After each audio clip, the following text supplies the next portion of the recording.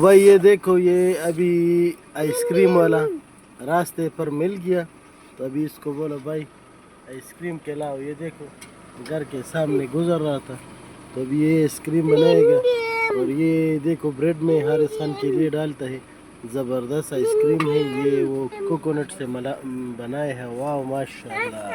حارث خان نہیں ہو، حارث خان نے چپ دی دی نہیں ہو کم. ہاں تو ابھی جو ہے نا میں اس کو کہتا ہوں بسم اللہ.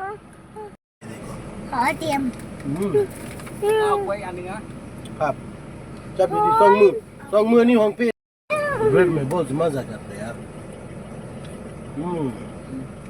یہ ہم نے 4 آئس کریم لے 50 بات کے، دیکھو کتنا سستا ہے.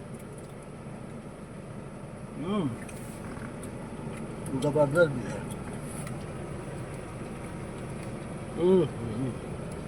ماشاء اللہ.